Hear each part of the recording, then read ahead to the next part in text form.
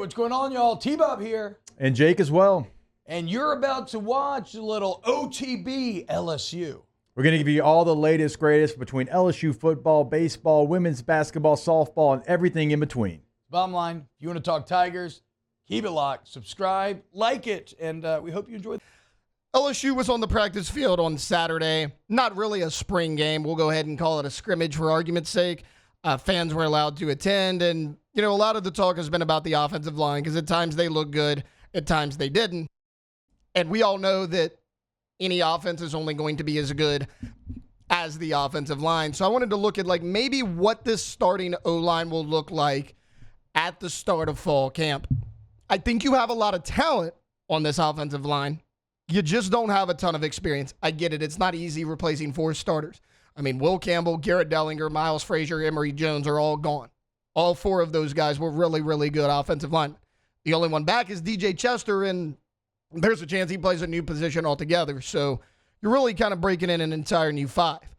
Most of fall camp, this has been your 2 deep.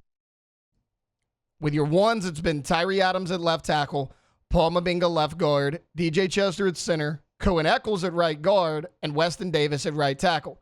Behind that, it was your 2s, Carius Kern, Ori Williams, Braylon Moore, Bo Bordelon, and Josh Thompson at right tackle. DJ Chester and Braylon Moore have kind of rotated back and forth at that center position. When Braylon Moore comes in, Chester still stays in that starting lineup. He just kicks out to guard, which I'm good with. But a lot of people are going to say, okay, well, what's your favorite lineup? Everyone's like, okay, well, we want Moore here. We want Chester here. Josh Thompson's got to be part of the equation. What is your favorite lineup? My thing is, one thing is clear. Adams and Chester appear to have spots on this starting offensive line. They're the only ones that don't sub out. Josh Thompson comes in for Weston Davis. Cohen Eccles bumps out when Chester moves to guard. Ori Williams, Carius Kern come in. Braylon Moore comes in, but Tyree Adams stays in. DJ Chester stays in for the 1s most of the time. My favorite lineup, the one that I would like to see come to fruition, is probably from left to right, Tyree Adams, Paul Mabinga, Braylon Moore, DJ Chester, and actually Josh Thompson at right tackle, and I'll explain why. I think that gives you the best combination of experience in a very young offensive line room. I know we all have thoughts on Paul Mabinga. I get it. He was not great his first couple of outings last season. He's thrown in there during the second half against Texas A&M on the road in a hostile environment for Garrett Dellinger. That's really tough. You're replacing a really good player. It's kind of your first extended action. You're in a tight ball game in a hostile environment. That's a tough ask from anyone. You go look at what he did, the 4 regular season starts to close out the season. Against Alabama, he had a PFF grade of 42.1. It was the lowest on the entire team.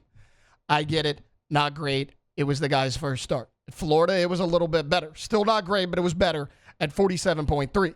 And then Vandy and Oklahoma, if you go back and look at those, they're in the 50s, in the mid-50s somewhere. So he got better, actually, every single game. From Alabama to Florida to Vandy to Oklahoma, he was better, at least grade-wise, every single game. And we saw how this offensive line performed in the bowl game. They did not allow a sack, and that was against the Dave Aranda coach Baylor team that had a pretty good defense coming in. That offensive line was pieced together, and Mabinga was one of those guys. He was kind of a veteran on that O-line in the bowl game. And they did a really nice job. I would like to see Josh Thompson at guard because that kind of seems like his more natural position. Whether it's all these experts in recruiting, the transfer portal, everyone said, hey, he can play guard and tackle, but he's probably a lot better at guard. And that's great because if he goes to guard, that means that Weston Davis has done a really good job in fall camp. He's beat him out at that right tackle spot, and you put Josh Thompson elsewhere. That's great. Weston Davis just doesn't quite have the experience. In your season, you are not easing into things at all. We all know where you go week 1. It is on the road to Clemson to play the Tigers. Take on Dabo Sweeney. That's one of your tougher games of the year, and it's the opening game. That is a lot to ask from a young player to throw him in there in that environment. Just like I was talking about with a Paul Mabinga. I kind of want to see Josh Thompson at right tackle, at least in game 1, because of the experience factor. Look, if Weston Davis ends up being a stud, it's even better. You can move Thompson to guard. But I like Thompson at tackle for another reason. You're a lot deeper at guard, at least body-wise. Here's who you have at guard. I think ultimately Braylon Moore is going to take over the starting center position. So we could say DJ Chester, Carius Kern can play guard or tackle, Ori Williams, Solomon Thomas, Cohen Eccles, Bo Bordelon. I mean, I just listed 6 or 7 guys right there without Josh Thompson. At tackle, even if you feel good about Tyree Adams and Weston Davis, you got Tyree Adams, Weston Davis. Carius Kern's been playing some tackle in spring. He can go guard or tackle. Bo Bordelon could potentially move out to tackle if he needed to. There's not a ton of bodies right now as far as pure tackles on this football team. I would like to see Josh Thompson at tackle. It didn't even have to be in the first group. If you love Weston Davis, that's great. You need another tackle. Again, Adams and Weston Davis, if they're great, look, they could be the next Will Campbell, Emory Jones for all I know. Put them out there, see what they can do. Maybe they're your starters for the next 2 years. That would be great. But who's behind them? You kind of have a logjam at guard. And everyone's going to say, you have no depth on this offensive line. You have no experience. You have depth, especially in that interior.